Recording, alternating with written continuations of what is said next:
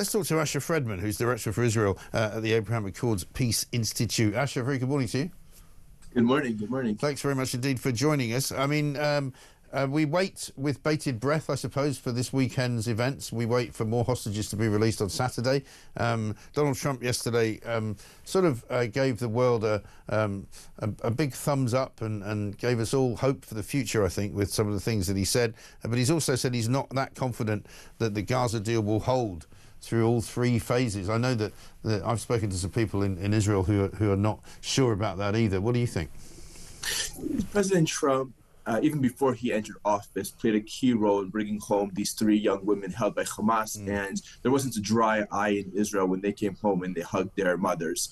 But we have to look at the facts, use common sense, and recognize that there are still 20,000 armed fighters on the ground, Hamas fighters, terrorist fighters in Gaza. They still have dozens of kilometers of terror tunnels. They are still the dominant force on the ground, and they are already reasserting their control over the entire territory. So how you go from the situation on the ground, and we hope that we get as many of our hostages back as possible, but to go from these images that we're seeing to a situation where Hamas is no longer in power, it's not quite clear how you reconcile those two things. Yeah, it's interesting. Somebody pointed out to me yesterday that they seem to have found their uniforms again now that they're not in any particular danger because there's a ceasefire going on. Because of course, there was a belief at one point anyway that Israel had all but pretty much wiped out Hamas, but it's obviously not the case.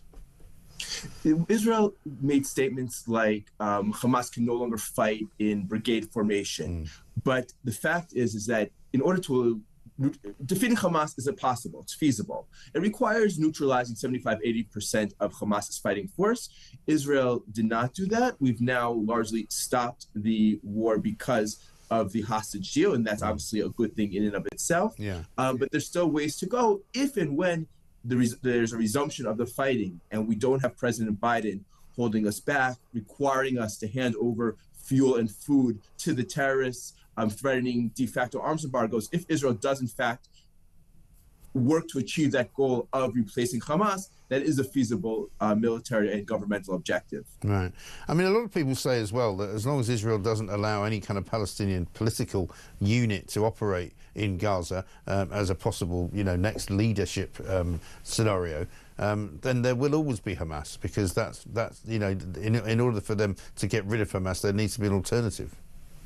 Look, we all like to see a stable future for Gaza. We'd like to see Gaza be a part of the regional changes happening in the wake of the Abraham Accords, of the spread of prosperity and trade and resilience in the region. But in fact, the reality is the opposite, meaning unless and until we defeat Hamas, no other party could ever even theoretically assume control. So a few months ago, Israel began to work with local leaders, but Hamas had not yet been defeated. Hamas rolled into their living room the next day and put a bullet in their heads. The Palestinian Authority right now is unable to take control of neighborhoods in its backyard in the West Bank. The idea that they could roll in and take control of Gaza when Hamas retains 20,000 fighters is just, unfortunately, not reality. No. So the people, look, Hamas is going to take control of Gaza. I think, unfortunately, the next conflict is just a matter of time.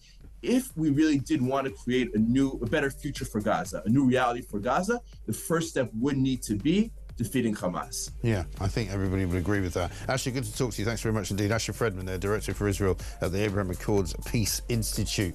Hamas do need to be completely and utterly wiped off the face of the earth, don't they?